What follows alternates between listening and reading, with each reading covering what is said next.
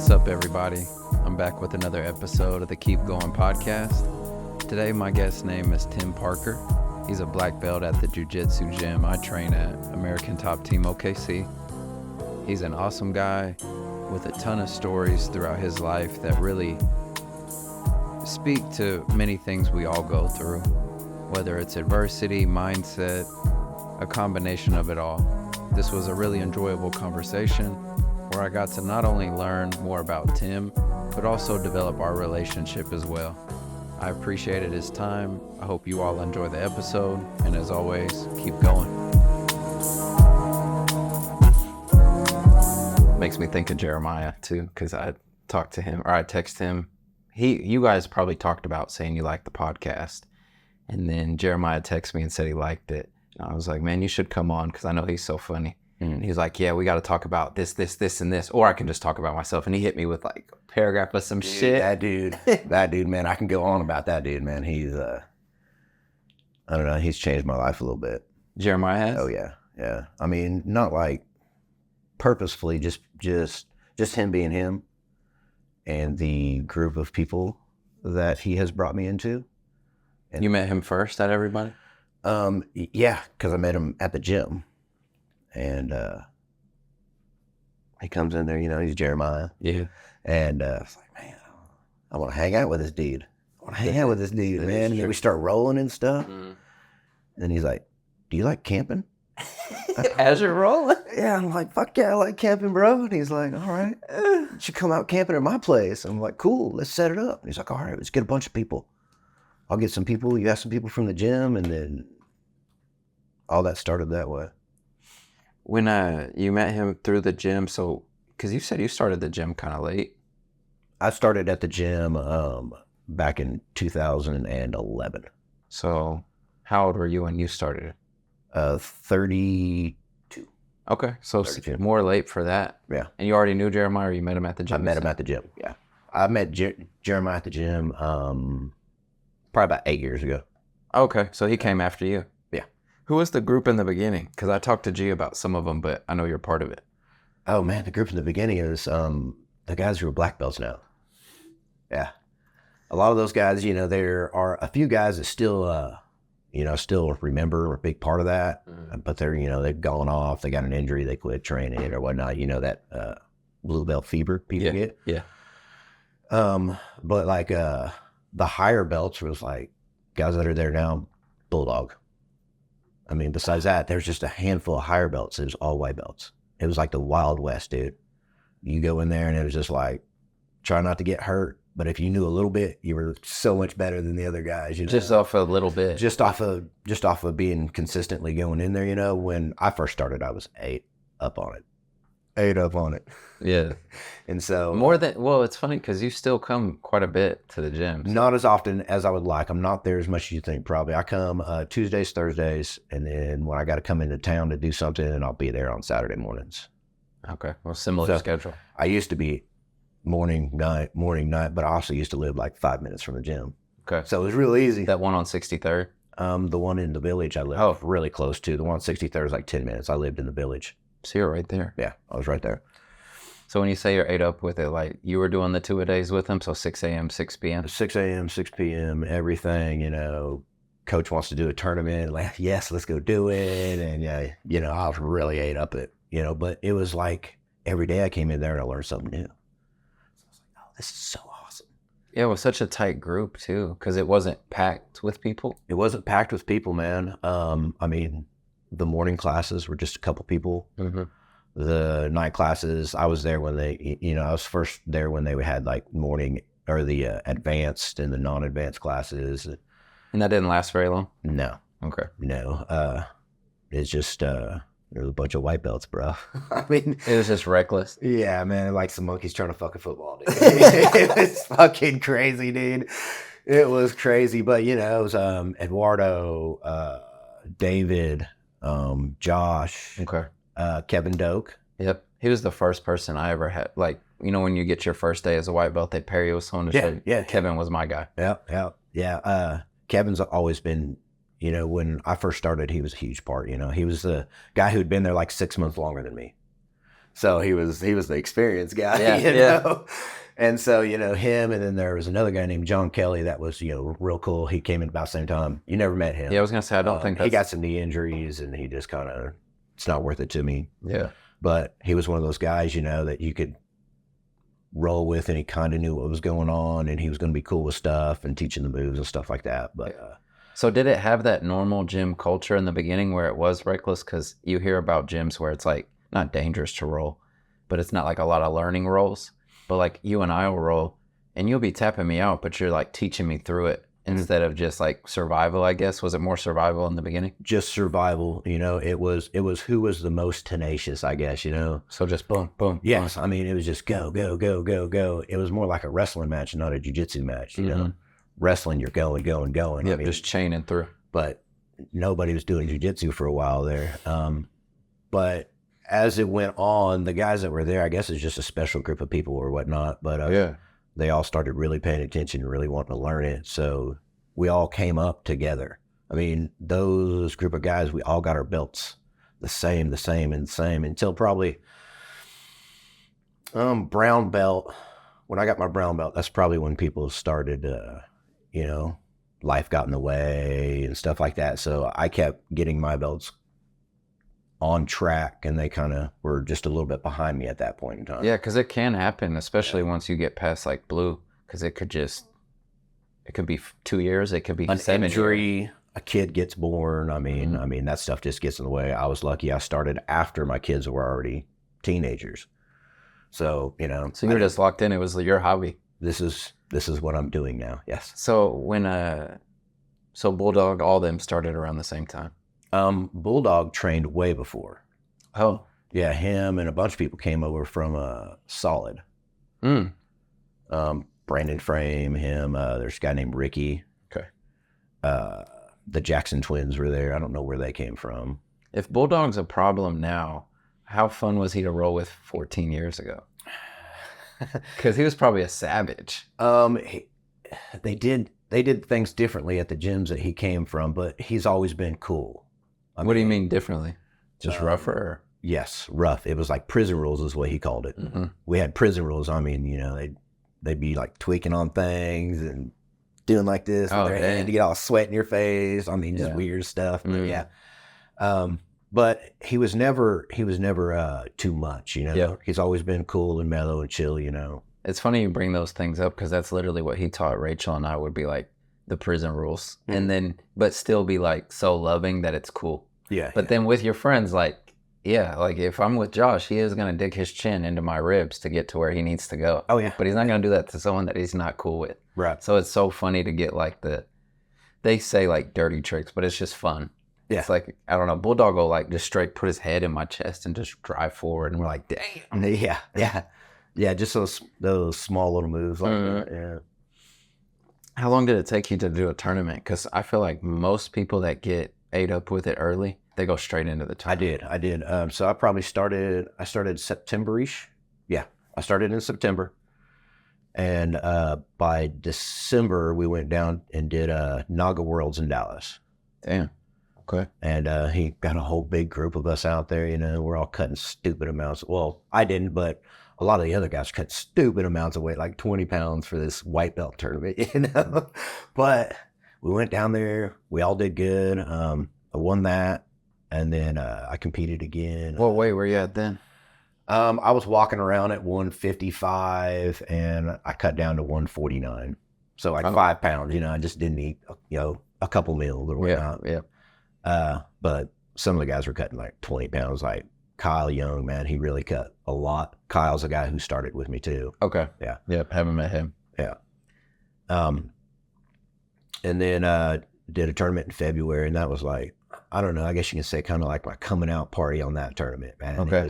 It was real cool. My wife used to train, right? So both of us come to this tournament here in the city, and just packed out like 1,300 people there. Damn. Like just this huge event, right? Mm-hmm. Come out, I get out in my match, man, and first time I put someone to sleep. Okay. Like standing up. Oh, to sleep standing up. Wow. Oh, and I thought I killed them because they spent the whole week like or the whole day talking about, hey, watch out for people's necks, right? Because I guess they had like a tournament, some kid hurt his neck or what, it was a big thing in the community. And I had a loop choke on him.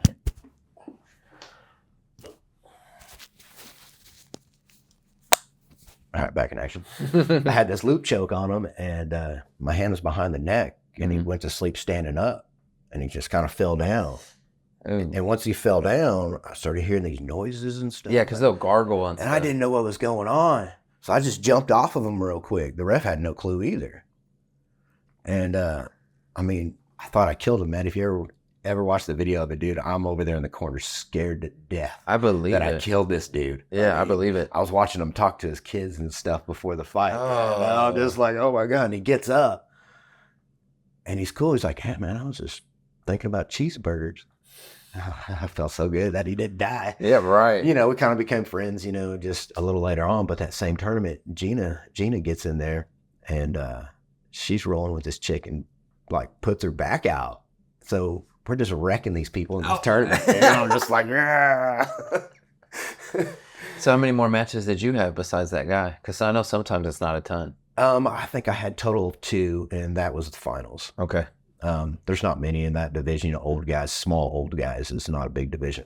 So what age group would that have been at the time?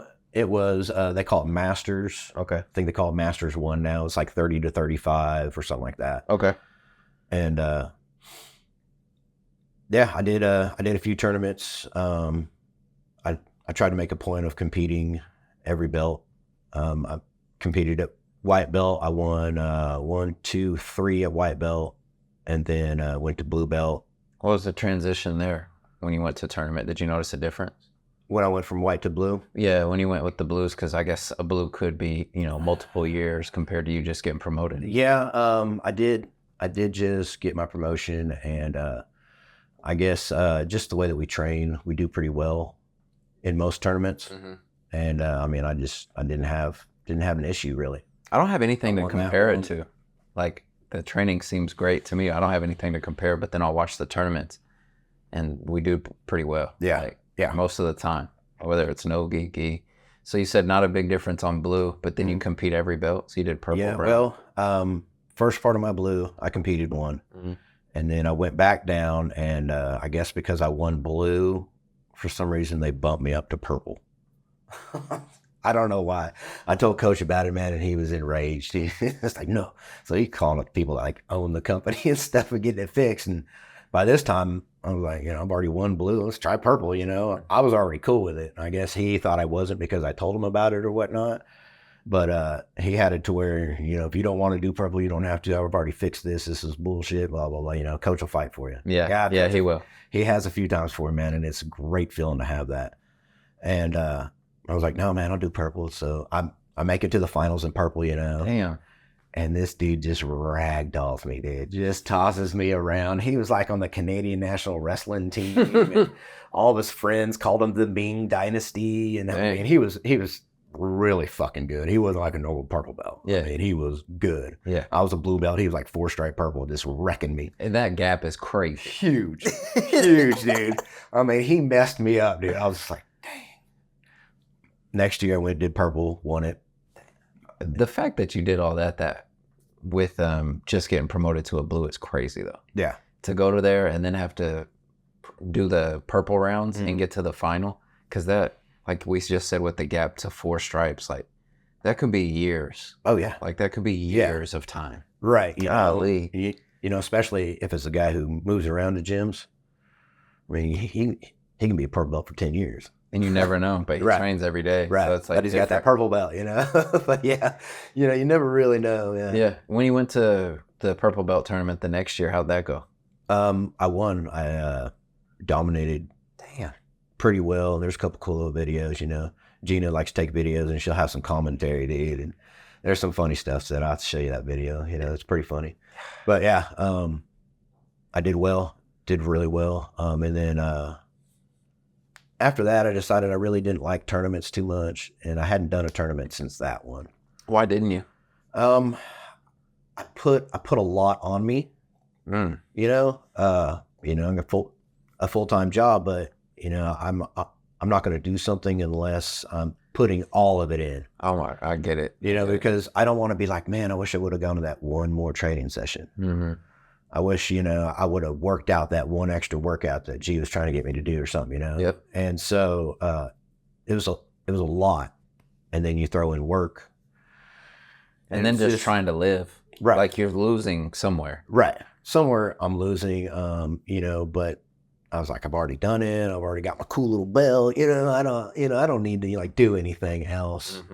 Mm-hmm. And so the next time I competed was brown belt. Okay. I had, the rolling the cage stuff. Okay. Yeah. I did that at the very first part of it. They were all trying to figure it out at this moment. And I did that. That was a good experience, but I mean, it was at the time I didn't have a lot going on like at work and stuff, everything was calmed down, cool, chill. I was like, man, I got time, to get this one more push and do something. And I mean, I was training. Because it takes so much. Yeah. And he was a bigger guy. So my training was with all the bigger people. I mean, he was like 250, big dude. And so I found all the big guys to train with, and so that was really taxing on the body. I'm still, I still got injuries from that training. Damn. I'm a little old now. Maybe I shouldn't be doing this anymore. So then I just kind of started backing off of that stuff. Well, it's a good point because I feel like you have to be mentally there to realize, because I'm the same way. You don't want to go fight or do the tournaments or whatever if you're not all the way in, because you know what it takes to be all the way in, and and then part of you doesn't want to disrespect it either and like half-ass it. Exactly. Like if I say, yeah, pick a date, then I'm locked in, and then you just have to almost put everything on the side. Yeah. It's a pretty crazy thing, and I'm not as experienced as someone that's done it a ton, but did it enough to see that, no, you have to make a choice. Like you're like, no, I'm 6 days a week now, twice a day. Just like training for your fight, man. Yeah. I know that you're there every chance you can get there. Yeah, because you feel like you're going to miss out on stuff. Yeah. Or there's just always that thought in the back of your mind, did I do enough? But as long as I feel like I did enough, whatever happens, happens. Like when I went down to that tournament and I got whooped by that purple belt. This is what it is. I did what I could. I mean, I know armbarred so bad in my first tournament as a white belt. It happened so quick. Like I did good on the sweep to get out of mount, and then just held my arm up. Yeah. And he just swooped it. So I remember you were actually one of the ones that came up to me after. Now that I think about it, G just gave me the dad look. Like, yeah, I know how G fucked up. Yeah. And I think you gave me a hug. Actually, it was you and Shaq. I think were by each other, and you're like, hey, it's all good. Because it was like so fast. Like you go and you're like, oh fuck, this is intense as hell, and then whoop, you just get got. And it was pretty crazy. And it was cool about that tournament though, because Rachel showed out. Mm-hmm. So it was her first time doing a tournament too, but then she arm triangled like 3 people. So it's like the difference is that sport is insane. Oh man, it's been such a blessing to me for sure. I mean, it's changed my life. It's the best thing I've ever done for me. So many people say that. Like, can you break down some of the reasons why? Because I know it's not just the rolling. It's not just the rolling and stuff. Mm-hmm. I mean, that's actually just kind of, at this point, I don't care if I win a fight with somebody or whatnot. Mm-hmm. When you get in there and you've got that 1 hour, there is no other outside stuff that you're thinking about. You can't. Mm-hmm. You can't do it. I mean, so you are focused in this moment. It's like a meditation thing, and nothing else matters. And for a lot of people to have that 1 hour a day, that's like away from everything else. I mean, it's just so, all of it just goes away, I mean, I have a bad day at work, go to class, see my buddies there, get beat up a little bit, doing a little bit of beating up. I mean, and it's just, all of that is just that moment right there, and then nothing else matters. Yeah. And you're just de-stressed and all that. It's rewired my brain on how to solve problems. Okay. So, jiu-jitsu is about problem solving. So you got a 200-pound man on top of you that's trying to break your arm. Yeah. I mean, number one, nothing else matters. Mm. Okay. Nothing else matters at this moment. So, that's true. You're in you're in that moment, you're in that little meditation state, and then on top of that, you got to figure out how to get out of this puzzle. Yeah. How do I get out of it? So then what's the most important thing I got to do? Okay, first thing I got to do is I got to defend this arm. Yep. Okay, so that's step one to solving the problem. Problem two, okay, cool. I got a block. Now what am I going to do? I got to get out of this position. I got to figure out how to get out of the position. So it's just all that problem solving and that high stress, like high stress situation problem solving. I mean, that's what work is. I mean, that's why people pay us to do this stuff, because it's high stress. If it's fun and good times all the time, you probably wouldn't make much money at it. Yeah, that's true. That's you true. know, so just problem solving. I have no desire to be angry very much. I used to be kind of angry, a lot until I started doing activities. Yeah, to get it out. Right. Started off with disc golf, and then that wasn't quite enough for me. I needed something else to physically push me, and that's when I got into jiu-jitsu. And you just Googled it? Like, how do you find a gym? Because I stumbled into it myself. All right, so this is how I got into it. I played disc golf. Yep. And a buddy of mine named Justin Smith played disc golf, and he was a wrestler in high school, and he wanted to be an MMA fighter. Okay. And so he joined the gym when coach started it. Okay. And one day, I got a picture taken of me playing disc golf, and I had like this tank top on. And I don't like what I'm looking at right now, So Okay. I got to do something about that. Okay. And so I was like, well, I can do yoga or I can do jiu-jitsu. Yeah, two opposites. And I was talking about it, one day that we were playing golf. He's like, man, you got to come do jiu-jitsu. This gym is real cool, this and that. And that's how it started. Yeah. Damn. Just off of seeing a bad picture and wanting to change, that was crazy. Yeah. That's so smart. And I mean, it just changed so much in my life. I mean, just the people I've met, the networking of people I've met, and just the people that I've learned how to open up with and be a human around, I've met because of the gym. Yeah. Yeah. I think it is true of like, it's so intimate that it does help you in your people skills outside of the gym, because you have to get very comfortable with someone quick, whether you want to or don't want to. And then you like develop connections, like how I'm close to you and other people at the gym. But it's just so different. Like even someone you don't know, you're like someone that's trying for their first day, they're acting awkward. You're like, no, bro, like, yeah, put your legs around my neck. Like, right. It's like, yeah, I get it. But there's something really nice about being able to let your guard down too. Because I was talking to one of my home inspectors. He does jiu-jitsu, but he does it at a different gym. I think it's Raptor or something. But we were talking about how intense you'll be going, and then you accidentally bump someone or do something wrong. You're like, oh, and it just clicks off. Right. Like it's such a crazy sport to see both sides. It probably helps you with those problem solving. Right? Problems. Yeah, extremely, extremely. What about like leadership?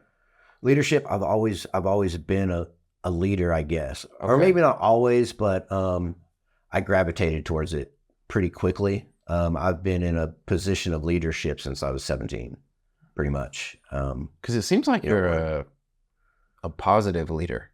Like it's easy to follow. Yes. I try to be the boss or the leader that I want. Okay. So I see character traits in different people that, oh man, I wish he was my boss, or, oh, I'm glad he's not my boss. You know? So, leadership role, I've just always had that. And I think it naturally kind of gravitated at the gym, some people might not see me as leadership role at the gym or whatnot, because I'm a coach or whatnot, but I think some people do.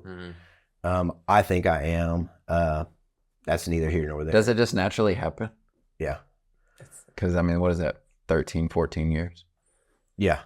But like I said, we started at white belts, so at one point in time, I was the highest belt or one of the higher belts, those guys. And I've always been, since blue belt, I've been the guy that coaches done moves on, because my size is easy for him to move around. And I showed up a lot. And lots of times the blue belt was the highest belt there. It's funny that those little things matter, like him using you to show the move. Yeah. I remember when I was getting sucked into it in a good way, like where I was circuit every Saturday and all that. And I remember one time I got to do the examples.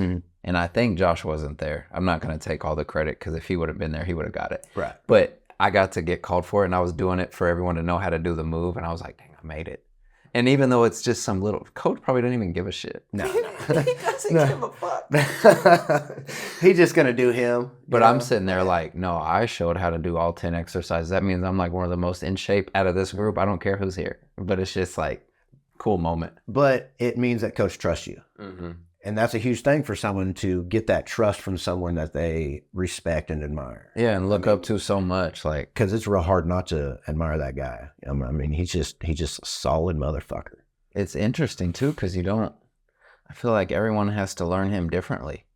Like, he's the same, but I don't know if anyone can, like, I don't know. I feel like his connection with each person is so unique. It is. If that makes sense. It is. Like, the connection with me is going to be different than anybody else up there, just for various reasons or whatnot, But we've never sat down and, had beers together, and just me and him talk. We've never done that. It'd be cool.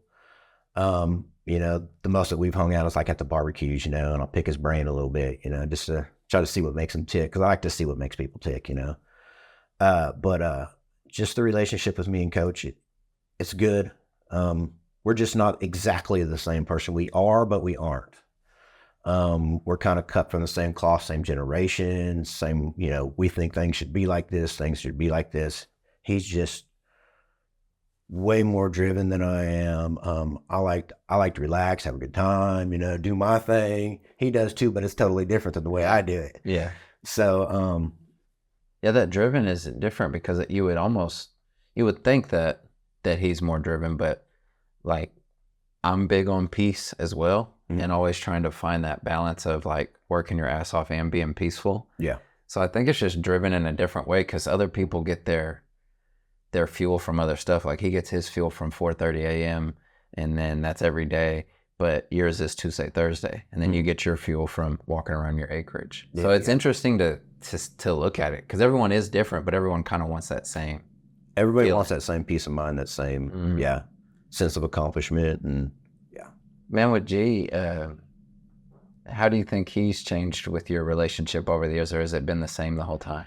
It's been pretty much the same. I mean, I've always been one of the elder statesmen there, the guys that have been around longest, and coach hadn't been in, states for a long time. So there's not a lot of people he knew, so he's put a lot of trust into me. And, I've never wanted to break that, because it's always meant a lot to me.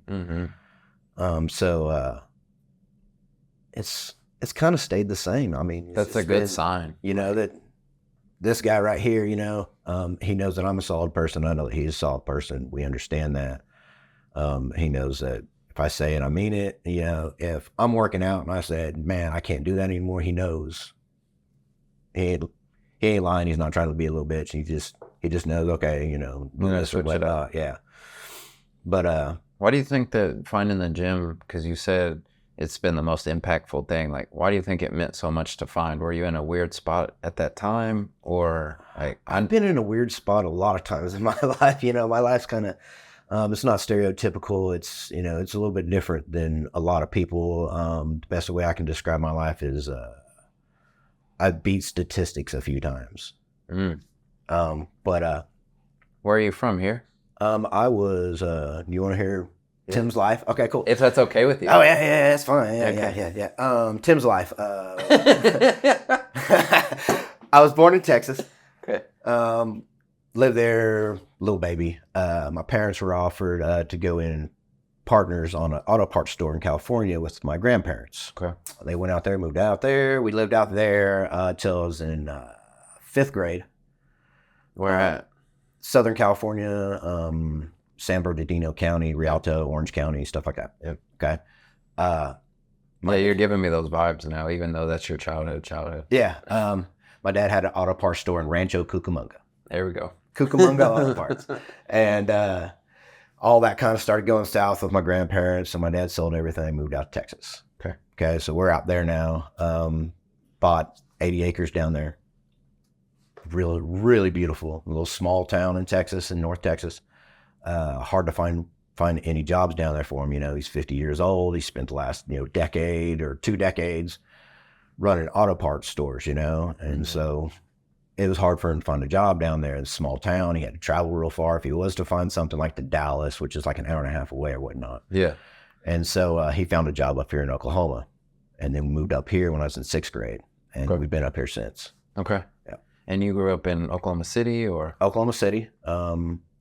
Grew up in Oklahoma City, went to school until 8th grade, and then quit going to school after that. You dropped out in 8th grade? I haven't been, I finished 8th grade. My mom wanted to do some homeschooling. I wasn't very good at it, so pretty much I didn't do school. Wow. From that point on, 15 years old, I got Gina pregnant. Damn. I didn't know you were that young. Yeah, at 15, turned 16, got a job at Sonic. Like, okay, man, I'm gonna do this job until I'm turn 18. And I can get a real job, whatever that means, you know. And so turned 16, started at Sonic. I'm working there, you know, and I'm doing me, you know, just putting in all that effort, you know, because why do something if you're just, you know, gonna be shitty at it? Yeah. And you know, my boss started noticing that. So at 17 is when I started to be, you know, a leader. He put me in charge, assistant manager. Everybody that I was in charge of was older than me, so I had to learn how to be in charge differently. Yeah, because it's not just barking. Right, it's not barking. I had to show everybody, hey, when I say, hey, this is what needs to be done, it's because this is the best way, and I'll show you. So I did that, and 18 years old comes around, and my boss says, hey, man, if you stick around with me, this will be your place one day. I'm like, all right, I'll give it a go. At that point, 17 years old, my first check being an assistant, I moved out of my parents' house. At 17? Yeah. And you haven't been in school for 3 years? Oh, 8th grade is like 13, huh? Yeah, something like that. 13, 14. Wow. But moved out, got my own place, turned 21, got the location, got my first location. At 21? Yeah.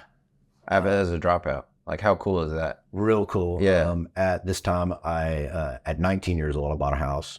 Damn. How much was your house, if you don't mind? Because I bet the price was crazy. It's a 1,500 square foot house in Bethany, and we paid $50,000 for it. Wow. Yeah. That's crazy. Yeah. Things have changed. Yeah. So I bought that house, turned 21, and then I bought another house. I bought my boss's old house, and I moved out there, and then I moved my parents into the first house I bought. Were you always that forward thinking where you took care of everybody? Because that's impressive as hell. I've always been the take care guy. I've been big brother / parent to my little brothers since they were teenagers. You're the oldest? I'm the middle kid. I got 2 that are older. I've got 5 brothers. All boys. Wow. All boys, yeah. Damn. Yeah. It was pretty wild stuff growing up. And see, 21, I got my second house, got my location, and then it's kind of got some like built from there. Solidness right there. Right. I built a foundation for a lot of things that are paying off now for me. All of it's paying off for me now. The work that I did when I was 20 years old is paying off right now for me. Damn. It's all coming together, and it's a really cool feeling that, man, I stuck with it and it worked. Yeah. It's worked. I got a good story about that we can touch on later too. It's a real good story on that. But 21, I kind of floundered around, just trying to build my business, trying to, be good at the job that I was doing, trying to show up, trying to make money, I was there for a reason. And you still only had the one child? I had another kid at 19. So 21 years old, I got 2 kids, married, 2 houses, starting a business. There you go. And so we're doing this, and then probably about 29 years old, I started playing disc golf and started to realize, oh man, there's like other people out here. Because I was stuck in this little bubble of work, and I only knew work people. Mm-hmm. And all we did is talk about work. Which can be draining. Right. And at that time, I decided my work wasn't going to be who I am. It's just what I did. Mm-hmm. So that's when I started, hey man, I need to start doing things that are me, doing things that I enjoy, not things that must be done. Yep. I agree. And so that's when I started learning that little balance there. And then a 32-year-old, I started jiu-jitsu. And then shortly after that, I got partnership in another location. And then 6 years ago is when things started blowing up for me at work. They built a new location, and then moved over to that location. So at this point in time, I've got 3 of them. And then they see how good I did with the first location and training a manager for that. So then they come up to me, hey, can you train, how's this assistant doing for you? And I was like, you doing all right? Moved him to another location, start expanding that way. And then, let's see, this is 2018. And then 2 years ago, my property fell into my lap. And that's where we're at right now. I'm happy for you for that too, because I'll even comment when I see you post like happy place, because I know that feeling. Dude, it's like really good. I can only imagine. There's a lot of motion to it. There's a lot of satisfaction to it. I mean, it's just, well, especially with beating the statistics so many times, like to be out of school and then just start working a regular job, like a Sonic, a Brahms, something like that. But then you turned it into something so early is crazy, because buying a house, starting businesses at 19 and then 21, getting a new house, like that's a lot of movement. And then most people would have, it's probably because you found that balance, like around 29 with the disc golf, you found one to be more yourself. It probably made you better in your work life too, because if you would have just stayed on that work gossip circle, I can only imagine like how dark you can get. It just would have ate me up, and I would have been miserable, and I didn't want to be that person. I wanted to be the person that people wanted to be around. Well, I think you succeeded on that, because that's funny that we started like 2020, maybe 2019. I think it was 2020. And so we got you at like the chillest season. Yeah. We got you at. Yeah. Yeah. I feel like something I keep missing on is the other aspects of jiu-jitsu. So you found that passion. You found something that was giving you more you. Was it because like you suck so bad, but you saw when you put in the work every day you got better, or like gave you confidence in other areas, or what was it? Well, see, I think most people's journey is you start out and you suck real bad. Okay. I was around a bunch of people that were just like me. So none of us really sucked in comparison to everyone else. And no one was like extra better compared to everyone else. We were all just kind of the same. And we were just all just kind of battling out. So it was never really who's better, who's best. It's just, we went in there, it was our thing. We just went in and did it. Yeah. That's probably a fun way to grow. Yeah. But I see it now, the white belts come in, they're like, oh man, this is rough. I just had a talk with Carlos about it. Yeah. When he was a white belt, he had some struggles with it, a big, strong guy, little guy comes up there, gets him, kind of bothers people. And I get that, but I never had to experience that. Yeah. I never, it was just a different journey. My journey is way different than anybody else's can be right now, because it was a white belt gym back then. That is crazy. And as I've grown up, I mean, it's a black belt gym right now. How many black belts we got? Like 10 of them, 12, a lot. I got real lucky. And we got lucky enough to start right before a lot of you all got them. Like the only black belt when we started was Bulldog.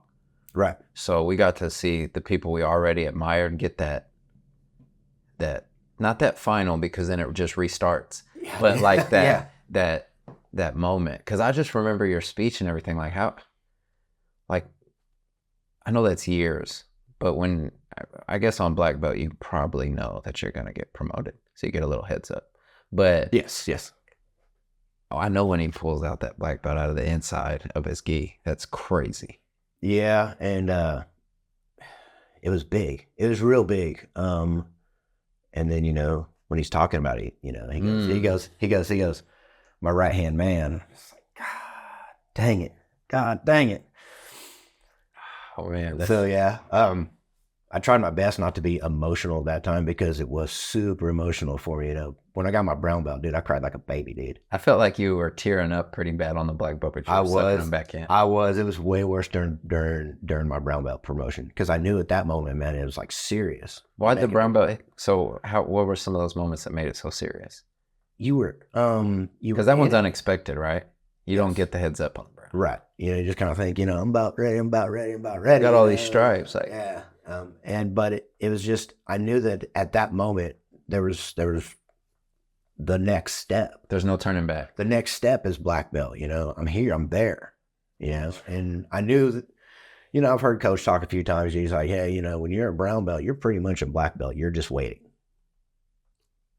And I knew when I got that, that's what I was. And I was just like, man, this is where I'm at now.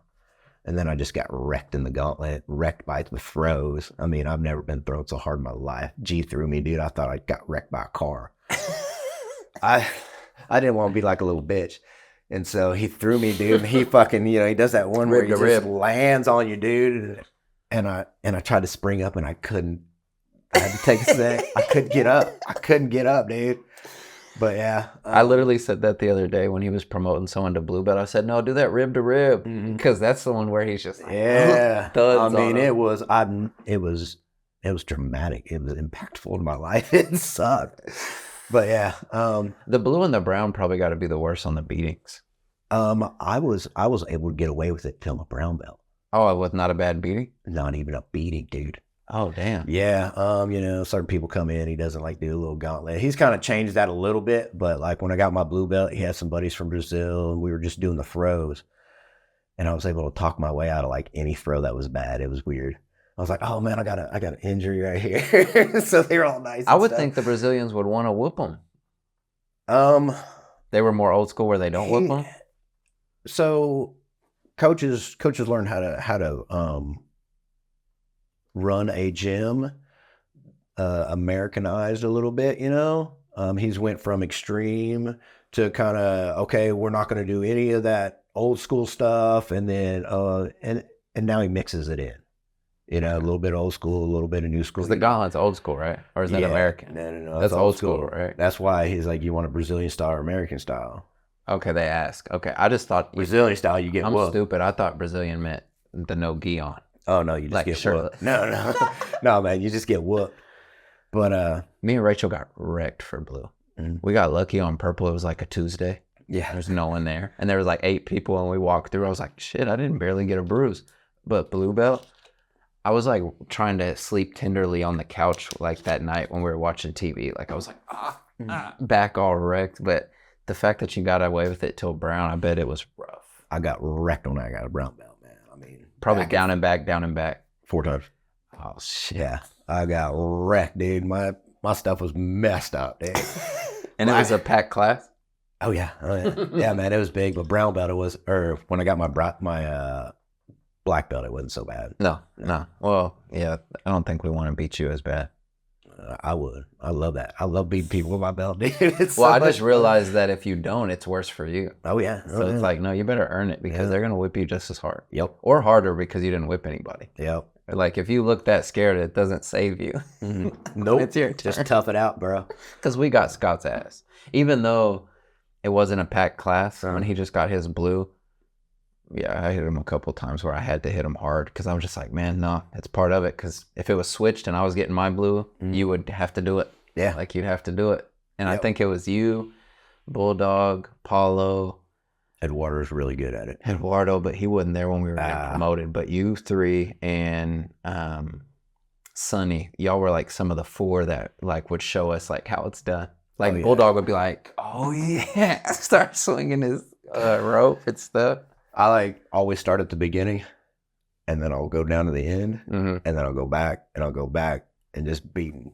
I'm left-handed, so I like to going back. It's a better angle for me. It's so sick that you think of it. I'm like, no, I get my shoulder rotation better going backwards. Or when someone will drag their belt. But like you say, you had another story where stuff's paying off, and I think that's so important. All right, cool. So this is a great story. Okay, so I'm in Jeremiah's backyard. Okay, and we're having a good old time, and we're doing like this little camp thing. He just had a baby. We all wanted to be together for this anniversary camp because it's like a family thing for us. And so we're like, well, let's pitch tents in Jeremiah's backyard. He's got a big backyard. And we're back there just getting throttled, right? And I was in this weird spot that I've done all this. Where's my stuff? Where's mine? Where's mine? You know, where's my payback? And I was in this weird thing, man. And I sit down and my buddy Doug, and, you know, I'm just there ranting. I'm like, man, what about this, this, and this, and this? And I do all this. And Doug just looks at me. He goes, what's the plan? I told him the plan. Are you done with the plan yet? I was like, no. Continue the plan. Yeah. And I did. And 5 months later, I'm getting my property.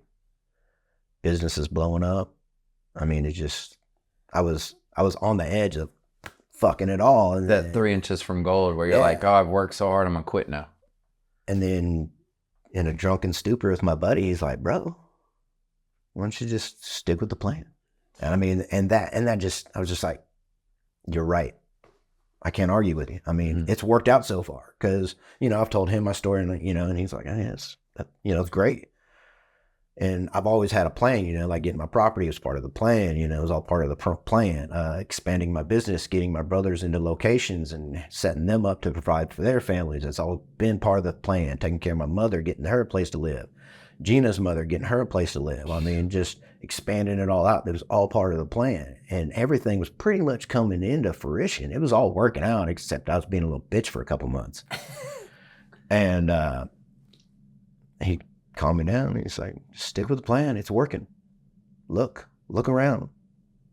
That's such good advice, though, because they always say, like, it's the journey, not the destination, and all those things, but you really don't realize it. And I'm kind of, I think, in the last couple of years, hit that point where I had to figure out how to change something to start making my story different. Mm-hmm.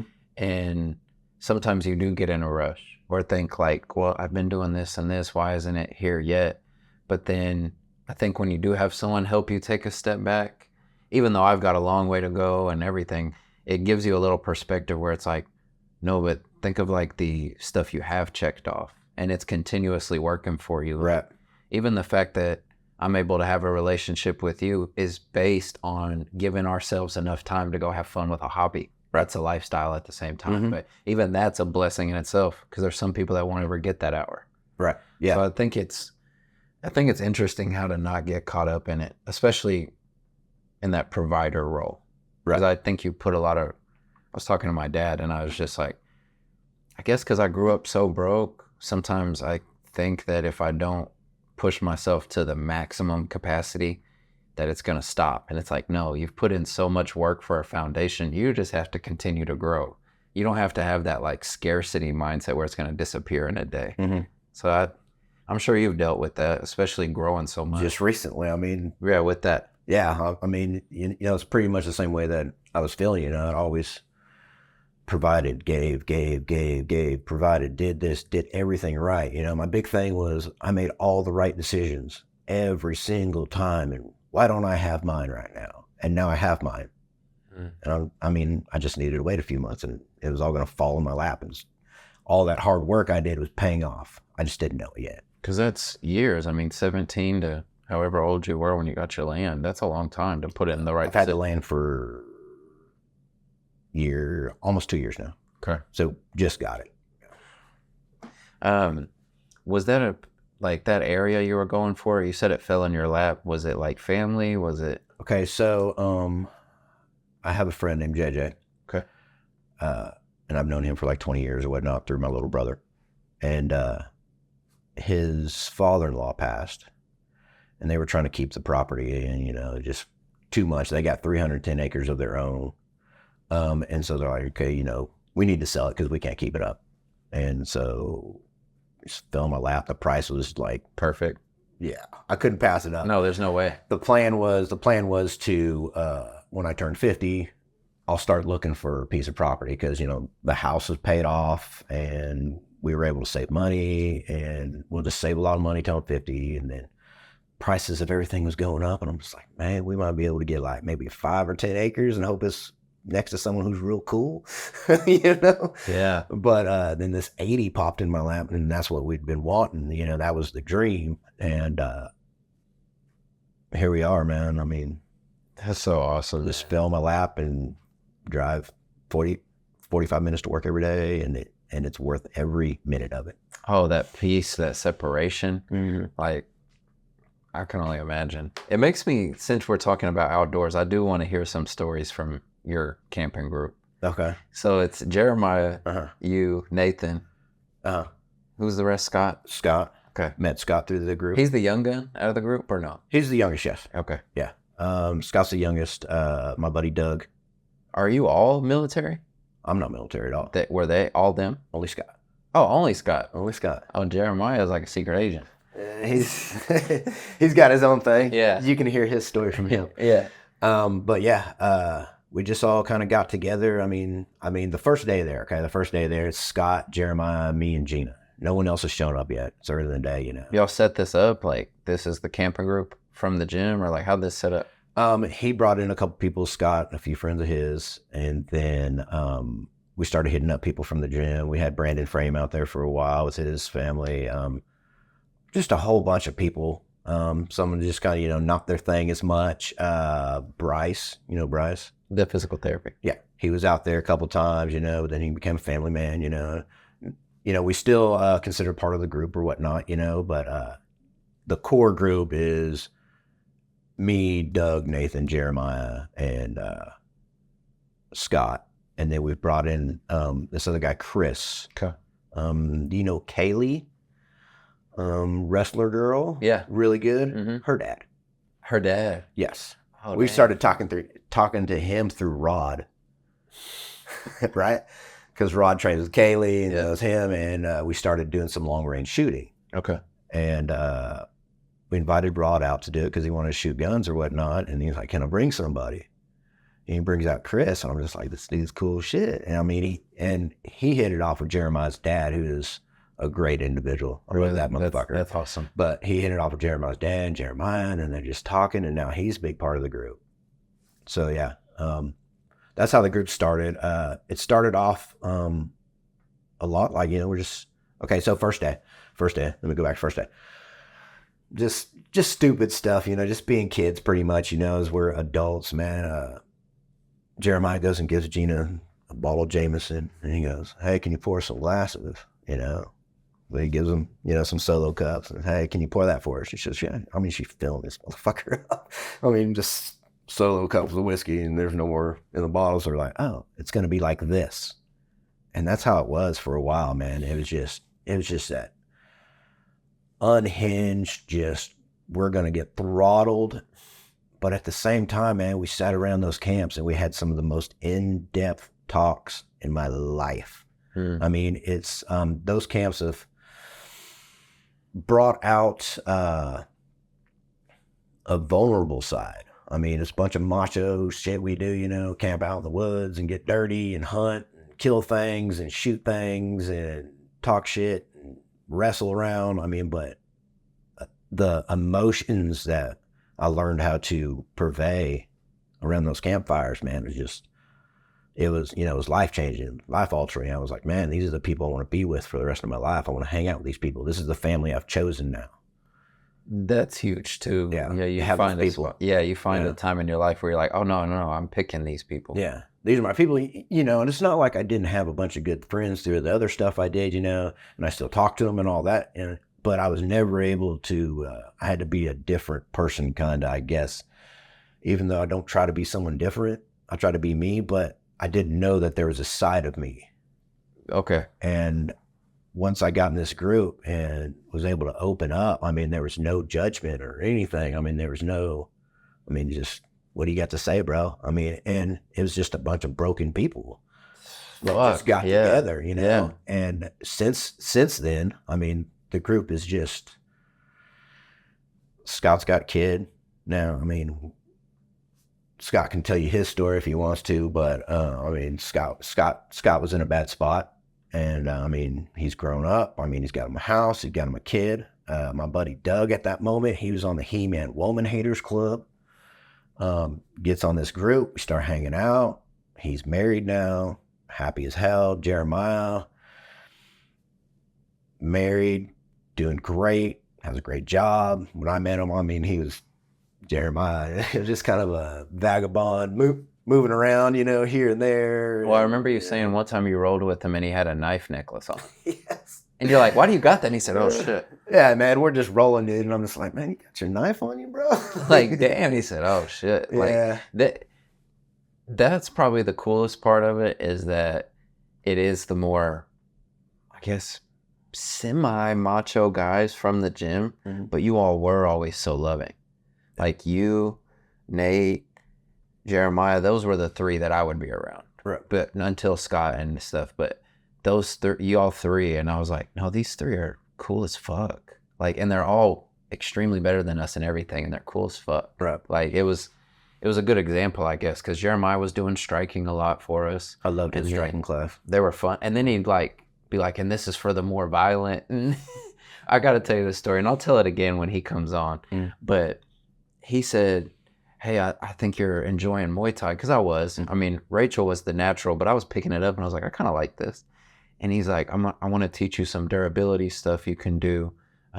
So let me know when I can come over. We'll do a one-on-one workout. I'll show you some stuff. Just keep you right. I was like, awesome. And you probably already know where he's going. But then I text him. He texts me back a paragraph, and he's like, yeah, we can learn this. It was all these words I'd never heard, like these disciplines. Right. So I start Googling them.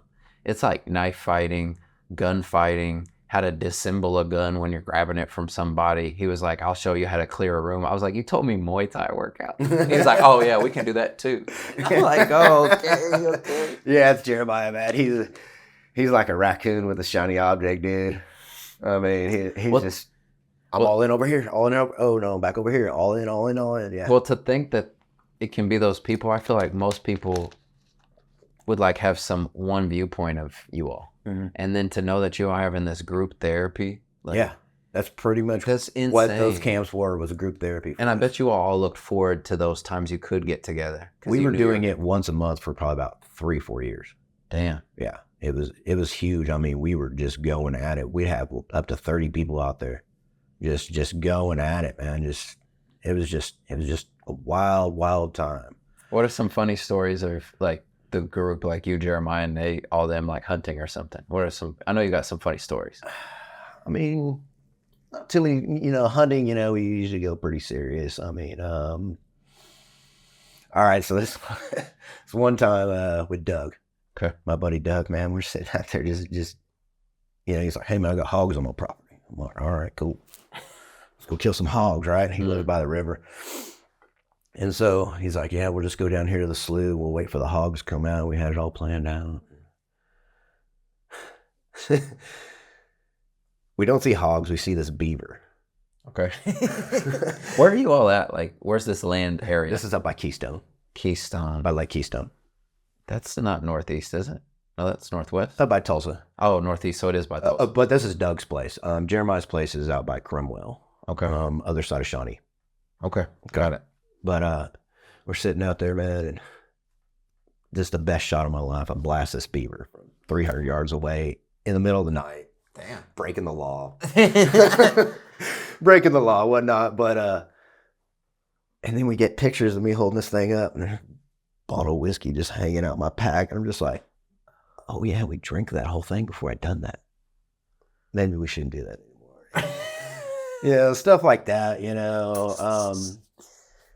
It's one, Doug's pretty much the catalyst for most of our good times. Okay. Doug's a great time. So right. yeah, we got to meet Doug. You got to meet Doug, dude. And so me and Scott were in this side by side, and Doug was riding this little mini bike I had, right?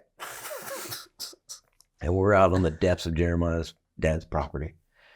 And we sit there, we take a couple shots real quick, right? And I was like, all right, cool. So let's head back to camp, right? And he starts going down the road to head back to the camp, and he rides this little bike. He goes up over the hill, and we're like, all right, cool, let's follow him.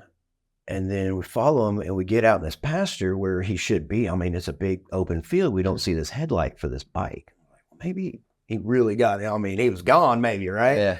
So we get to driving some more. We're like, where the heck is he? We should see his lights at this moment, right? Mm-hmm. So we turn back around and try to find him. We find him. Somehow he ended up under the bike, over a tree, just laying there. But like 15 feet away from where he was the river. Damn. So he was 15 feet away from dying. Because he could have just floated off. Done. Right off the side. Dude. Oh. Crazy, stupid stuff A like mini that. bike is crazy. After stuff like that, we kind of, like, okay, we got to have a couple rules. We don't want anybody to die. Okay. Rules. So, yeah, we had to have a few rules. Like, Doug's not allowed to ride the bike. Period. That's funny to have to set rules because it's like once we start having too much fun, like we got to remember the baseline. We can only skirt death so much. Mm-hmm. And if someone gets hurt, it's going to ruin the whole time. And so we don't do that kind of stuff. But, yeah.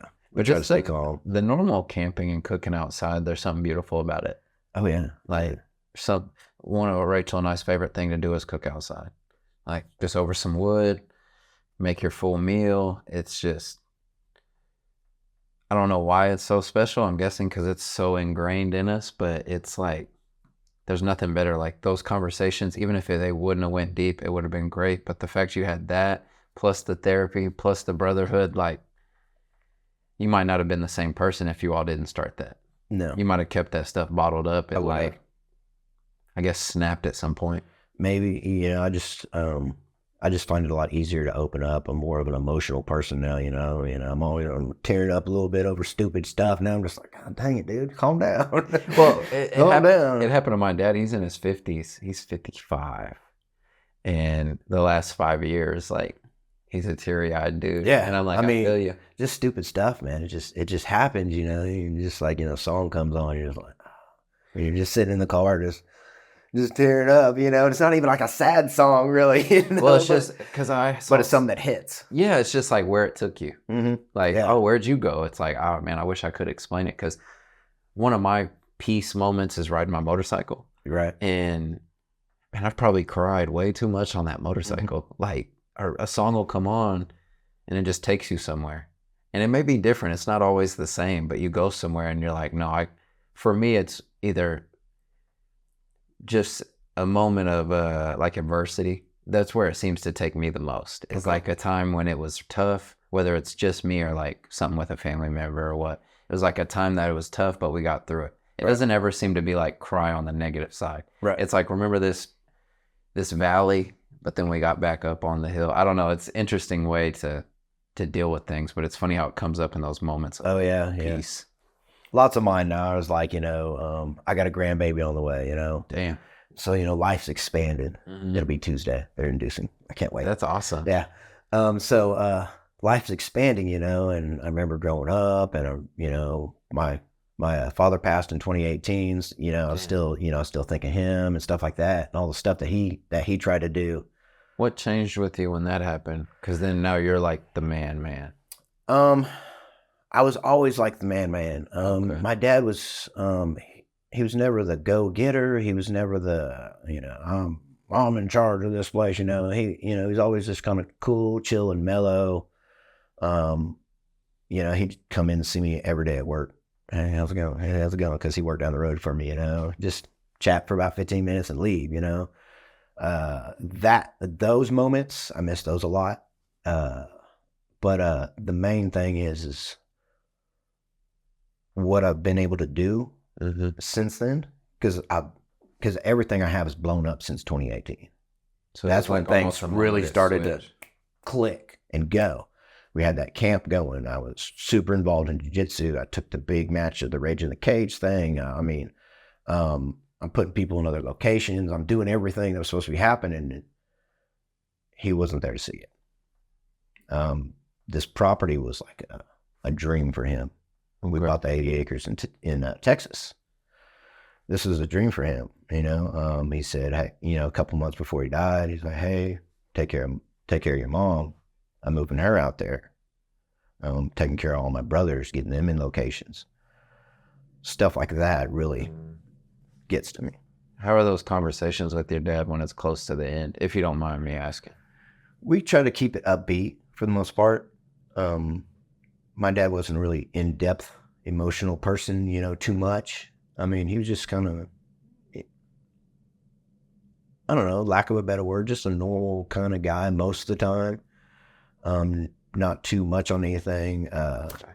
He was a worker. He worked all the time. I mean, and that's what I knew growing up. Work. My dad worked until, he retired at 76, died at 78, I mean, Yeah. so it was, it was just tough, towards the end there, just, we didn't have any in-depth conversations. We just tried So to he keep wouldn't it even cool. go that deep. He was just like, take care of them. Yeah. Mhm. And that was it. But of course, that has so many underlining meanings. But Yeah. and the reason I think about it is because my grandparents are getting older, Mm. and we're kind of going through that season of our life where, like, one day I'm gonna have it's with everybody, but especially my grandpa right there. I mean, my everything. Mm-hmm. I'm like, no, one time it's gonna be like the last time we talk. Yeah. And I always ask men because, like, I'm a mama's boy, but my dad has meant a lot to me, and we've been blessed enough to become best friends in the last 7 years.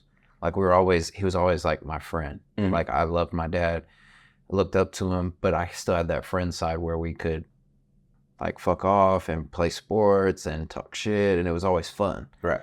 But now it's like, no, like, I cherish every second because I'm like, no, it's not endless. Like it. Mm-hmm. So I think I just like to ask people like yourself that are mature, that have had so many seasons, just like what it's like. Because I feel like my dad changed when he lost his mom, and now we're kind of in his dad's phase, and it seems like it does propel you. I don't think that it really changed much on me. I think the plan has always been the same. Mm. It was just the timing of it. I mean, it was this is what we'd worked for, and he's not around to see it. Pretty much that. Yeah. So with your always being the provider and everything, do your brothers, even the older ones, do they all look up to you for kind of that guidance? Yes. Yep. Who do you go to for guidance? Gina? Nobody. Nobody? Did. You just have to take it, man. My group of friends. That circle. Yeah. Yep. The talk with Doug. I mean, it was simple, but I was in that tent bitching and moaning for a reason, and they picked up on it. They took it. Because that's not me. It's really not. When you tell me that, like, why don't I have it?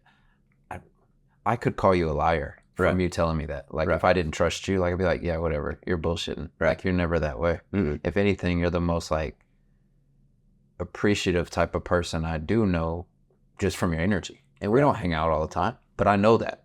So the fact that it took you there is like, I guess it's one of those things where you don't know what someone's dealing with. Mm-hmm. Because Exactly. you really don't. Like, Right. I always use these anecdotes because I feel like it helps us understand. I just went hunting with my dad recently. We went dove hunting. And like I said, we've gotten so much closer.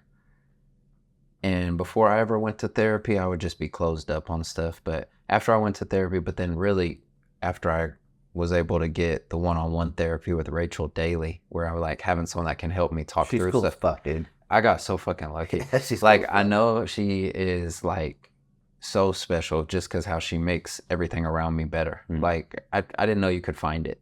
You know, I thought it was you find it and you make compromises. Like, because when you're growing up, you hear that with jokes about marriage. Like, you're going to compromise here. But it's like, maybe I hit the jackpot. Because it's like, no, I don't compromise much. Like, we roll, we hunt, we fish, we ride motorcycles. Then we have our separate, like, I'll go play pool. She does other projects. Like, we've got all these things. But what I was saying is, I'm not shy to bring up the stuff either. Like, I was always an emotional kid, but I felt like I would just shove it down, except to my close friends. So your same ones like Jeremiah and them. But after I went to therapy and then really got to open up with Rachel, I'm like, no, I'm going to have those talks with my dad. So when you're going hunting, most of the time you have to drive somewhere far. So we'd get all these truck talks. But just recently, we were with this group of guys dove hunting. So there's probably 10 or 11 of us. But at the end of the night, I was like, kind of motioned my dad to come outside. I was burning some sage and some cedar, had it sitting there. We like to do that with each other. It's a big native thing, but Rachel really taught me a lot about it too. Just cleansing the area. We did it before you got here. Just we want everything peaceful. And so when I'm around my dad, knowing that I won't always have that, and he's my connection to that side, I like to have those moments. And I just told him what I was dealing with at the time. And at the end, he's sitting there, of course, tearing up. But he's like, damn, I didn't know you were going through that. Like, you look like everything's good. And it's like, no, it is. Like, everything is good. Right. But I have to, like, I guess I got to just, like, pull the shield back sometimes to let you know, like, this is what I'm dealing with. And it was some about him or some about my mom or just some about my life going on. And I think it's cool to be able to let that out. Oh, dude, it's detrimental, I think, to some people. I mean, you have to. I'm pretty kept together, you know. I don't put out too much, negative emotion or anything like that. I try to be, me. This is me, okay. But I mean, sometimes, there's always that thing in the back of your mind, and you're just like, and then this is the time. These are the people that I need to be around to make this a healthy conversation now. Yeah.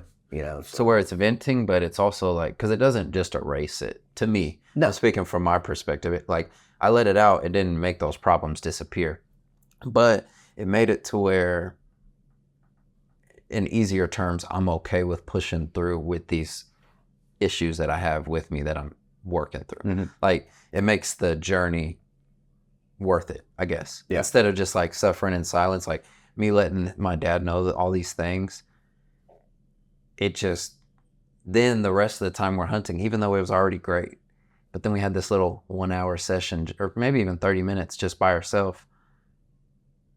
Like, that combination of those over time, like the reason your fire group circle got so much better every time, like the camping group gets better and better, because it's like just the adding up of that.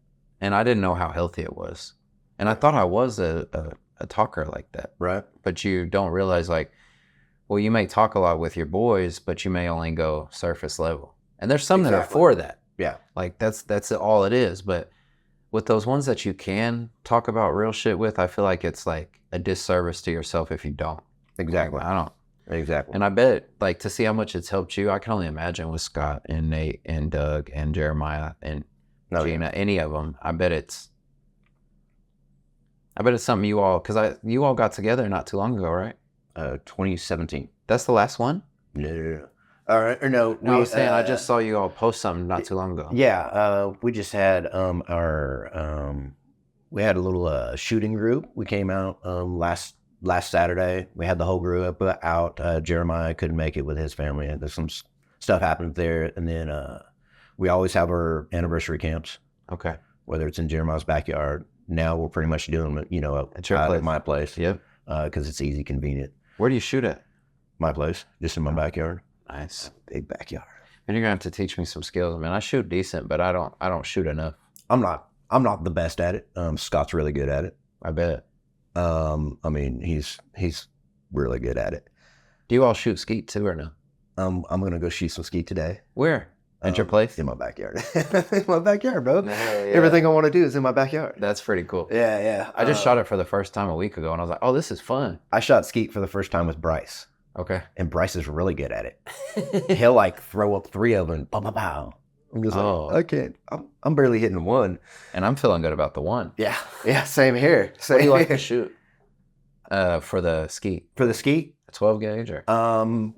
The 12 gauge that I have isn't a skeet shooting gun. It's like a home defense. You want to make a door or something, here you go. You can make a door now. Damn. It's 15 rounds of 12 gauge. So, I mean, I'll make a door if I want to. Yeah. But I think what was I shooting? It was like a Beretta semi-auto, I think, is what I was shooting on Bryce's, and it was really nice. Yeah, I bet it was. It was my first time shooting it. The gun I was hunting with was a 20 gauge that my dad's friend was sharing, but for the skeet it was a over-under shotgun. Okay, yeah. And it was pretty cool. I was like, oh, okay, I feel pretty badass breaking it over and throwing 2 and actually hitting something. But yeah, to not have that much experience on it. I would love to come shoot though. Yeah, that'd be fun. Anytime you want to come out, man. We shot for 5 hours last Saturday. Shit. Yeah. Oh, yeah. I'm gonna make it me and Sonny. Yeah, 'Cause he's the I'll one that set. shoots. I've got like a long range. It only goes out to 400. I got hills, so you can only go so far, but we can get out to 400 yards. That's the furthest I've ever shot. If I shoot that. Yeah, it's far. It's far when you're sitting there and you're looking at it. You can barely see it. You're like, okay, so that's pretty far. What do you like to shoot at that 400 with? I'm shooting a 300 a Win Mag. Is that the bolt? It's a bolt action. It's a Savage Tactical. Okay. This is kind of gun. Yeah. I've only the only one I have like long range would be like a AR style. So I don't even know if it'd go 400 yards. It'll go, but you got to compensate for bullet travel a lot more. Scott with a piece of paper, like 4 clicks. They have apps for it now. There we go. Yeah. So I'm not the best at that. I mean, our buddy Chris, I mean, he is a tack driver, dude. A tack driver with his stuff. He's really good with it. You all do, I'm guessing, pistols too, whatever? We do pistols like with Jeremiah and Scott. I've ran drills and stuff. Oh, cool. With them, we'll get the vests on and we'll run drills. They call it a glass house. Okay. You're just stacking. One guy comes out, you're coming in, you do what you got to do, you come back out. Man, this one time we're doing it. I mean, we party on Friday nights, right? Like get down during camp, and then whatever we're gonna do is always like on Sunday morning or whatnot. We got up, man. So you get Saturday to recover, and then I'm sorry, on Saturday morning is when we we do our stuff, right? Then everybody packs up on Sunday and goes. But I'm sitting there, man, and I'm hungover, and we're running these drills, dude. And between drills, I'm over there, I'm holding my plates away, just puking. All right, cool, let's go back at it. that's crazy. And That just you can go push through it. Yeah. We've done some cool stuff like that. My favorite thing was we were working on how people react during stress. Jeremiah was learning about a lot of that stuff, with your different hormones that go and stuff like that, Damn. And so we would grapple for a certain amount of time and get our lactic acid go, and then someone would go, all right, go, and then you engage the target. Damn. Right. So it's like you're fighting with someone that's trying to take your weapon or whatnot. So we simulate that, and then you have to engage the target. Yeah, it's a totally different touch. Yes. Because you're going from like strength and then having to go to like precision. You're having to slow your mind down like that. And go. I have a friend that was in the military, and it's crazy because it does change people most of the time because you just get so used to certain activities. Mm-hmm. But he grew up like a skateboarder kid with Jinko jeans, like just a cool guy, smoker, pothead. And then he became like this badass military dude. But I helped him buy a house in Norman, my friend Peanut. And it's just funny to see them click on. Like if I were just to ask you about, guns now because you do it, but if I was to ask you about jiu-jitsu, you could show me something and it'd be like so high level. It's like when Laboro or somebody comes for a seminar, it may be something simple and you're like, damn. Why didn't I think of that? Like, holy shit. Yeah. He instantly went into mode and was like, when you come around a corner this way, raise your arms this way. When you come around this way, do this. And I'm like, all right. And I tried to do it, and he had a metal plate on a tree. Come around missing it. He was like, no, like this. He come around, ting, ting, ting, ting, ting, ting, ting. I'm like, okay. Yeah, it's just different when you levels when you do it every day. Or some stuff. I've done drills with Jeremiah where we're sitting at like a picnic table. Okay. And you got your sidearm and a threat comes in. Okay. You're sitting around and you're with your family. How do you pull that out? How do you engage the situation? Like little tiny things. You don't bring it across your lap. We did some shooting from like a car. Because you might shoot yourself. When you bring it across your lap, you might shoot yourself. And then you're bleeding out. You got to come over the steering wheel if you're in a car.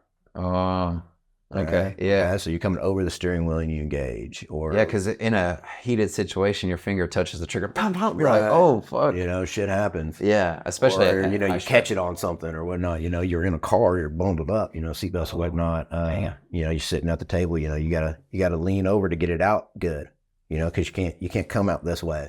Oh, you don't want to hit one of your kids. So you got to come up, just this little small stuff. But stuff that matters, you just don't think of. Yeah. It. Like, I think when I see those videos of people training it, and they're like, yeah, most people wouldn't know all these other steps you have to think of. Because you're just sitting there having coffee at a restaurant, and then boom, you have to really be able to click it on. Because I don't know. I'm sure that takes insane amount of reps. Do y'all do like paintball or anything or no? We did one time, we did airsoft. Was that pretty fun? Yeah, it was a lot of Is fun. it fun? I've Yeah, never done I did it. with Brandon and Bulldog and me and Nate and my buddy Doug. Yeah, Where's the airsoft place? we did it on Jeremiah's property. Oh, you just load it up. Yeah, That's so much better. yeah. Damn. Okay. Yeah. It was the first time I'd done that, and it was a lot of fun. I think it would be fun to see it with people that do it because I'm sure they're just way more locked in. Like, Dude, there's some people that are high level at that stuff. You know, like, You're like, hey, you are serious about this. I just do it for fun, you know. So I just want to shoot my buddy, you know. I want to do paintball with like some people from the gym or maybe airsoft because it's less painful. But just something. It'd be fun to do with some group. Yeah, I've done paintball before years ago, you know, before I really got into things. But yeah, you know, it was a lot of fun. I mean, but airsoft's fun. I mean, just, yeah, it's fun for sure. It's the same thing, and you're not really, you're not feeling those pings. I guess you are with a t-shirt, but. You do, but it's not that bad. I mean, sometimes, you know, if it's cold outside and you're wearing enough, I mean, you have to really pay attention to, you know, if someone's shooting at you, you know, if they hit you, so you're not cheating or whatnot. But yeah. Well, man, I know the ups and downs you went through and like how you are now. So that's pretty awesome for me. I always think that's the coolest thing of getting to meet people I already know. Like I already know you have a 4-year relationship with you, but now I get to know like a little behind the curtain. Right. But I always like to ask, like if there's something maybe I didn't bring up that you wanted to mention story-wise or something that I wouldn't know or anything like that. No, I mean, I can't think of anything, you know. No. Maybe next time. Maybe next time I'm sure something will come up. The last thing is, because I'm always doing the interviewing, obviously, I like to ask if there's anything random about me or a question about me or something you remember or just anything. I know it sounds weird, but about me, because I don't get to talk about myself as much. Right. I mean, I've been listening to the other podcasts, so I know a lot about you now. Do you like them? Have you been enjoying them? Yeah. Still. I've been enjoying them. My favorite one is the Shaq one. Really? So far, it's been my favorite one. Really? That's awesome. The one with Ryan Broyles is pretty good. And then the last one you did with the, or probably maybe the second to last one you did with the guy who did the bike packing. Yeah, Doug. I was like, man, I want to go walk somewhere now. Yeah, I mean, he went to Colorado and it seemed like a hard enough trip, but could still do it. You know, where you're not killing yourself. Like me and you could go do it together and we wouldn't die. Right. Like it'd be fun. I like to know that you like get something from those random episodes. I do for sure, man. What you got going on here is a good thing. It's a great thing, man. And I enjoy it, you know, Monday morning when that new one pops out. It's what I listen to all day long when I'm driving around back and forth to work, going to my different locations. I'm listening to that podcast. I mean, it means a lot because the first time you brought it up was G's. You're like, hey, I listen to G's. And I was like, oh, cool. And I just knew right then, I was like, no, I want to get Tim on too. Yeah. Like, but the compliments have been nice because literally yesterday at the gym, Chris, Blue Belt Chris, he was like, hey man, I've been listening to the pod and I like really enjoy it. And of course the compliments are going to come from people you know first. Right. But I'm like, if these people are getting something from it and they do know me or they do hear me talk, like it's almost not a better compliment, but it's like it hits a little harder because they already know me, but they're listening to it. Right. So it just means a lot because you could find that, no, well, I know you already. I don't want to listen to you talk for an hour and a half. Right. But the way it's been so organic, it's been cool. And to be able to get behind the curtain with you or spend an hour and a half with Shaq or a couple hours with Sonny, getting to sit there and talk with G for an hour, just me and him, it's cool to get to spend time knowing each other. Well, you get to do that and then everybody else is listening gets to do the same thing. Yeah. I mean, they're doing the same thing. That's true. You know, it's just not in real time. Yeah. It's like when you did one with Shaq, man. I mean, I was like, this is the same conversations that I have with my friends while we're sitting around, you know, passing around the bottle of whiskey and throwing logs in the fire, you know, and being stupid, you know. We have these same conversations. Well, and I feel like the more I was open to it, of having those type of conversations, the more they happen. Right. Obviously. Yeah. God and the universe, they take care of you when you take care of them. And I get to have a deeper connection with folks, like for life now. Yeah, even though sure. I've already known them. Like I've already known Shaq, I've already known you.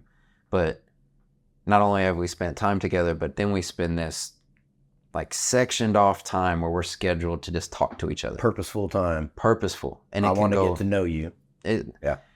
It's a blessing. I knew I enjoyed talking to people, but I didn't know I was going to enjoy it this much. You do good at it.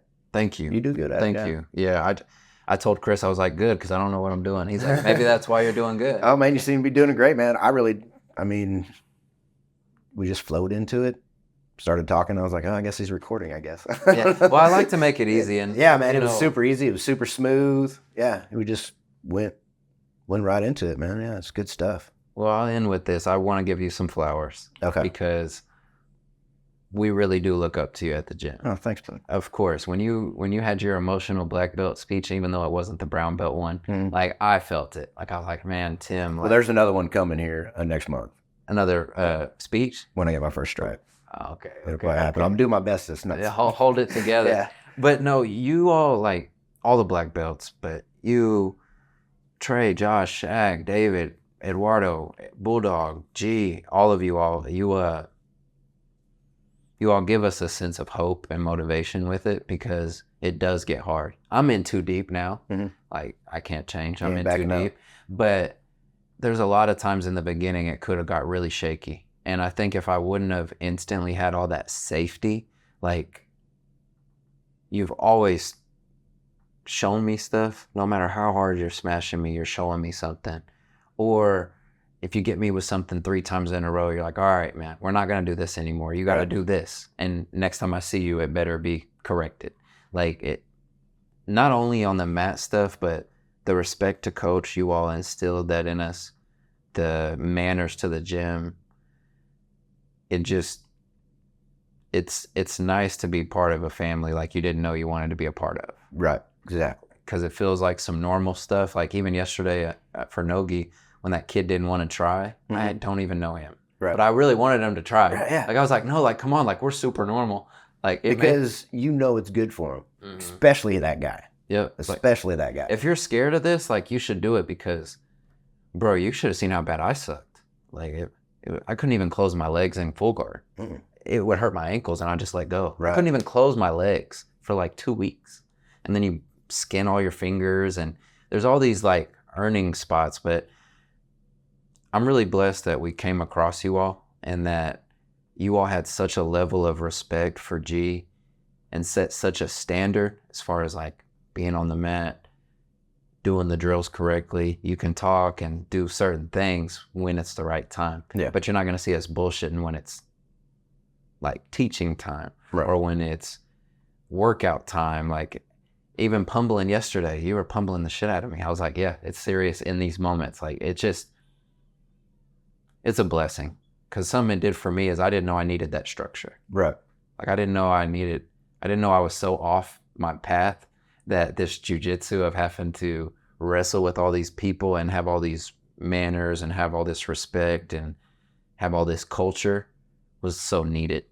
So it's cool to see someone ahead, I guess, you know. But I appreciate you, Tim. Thank you, man. But I appreciate it too. No problem, bro.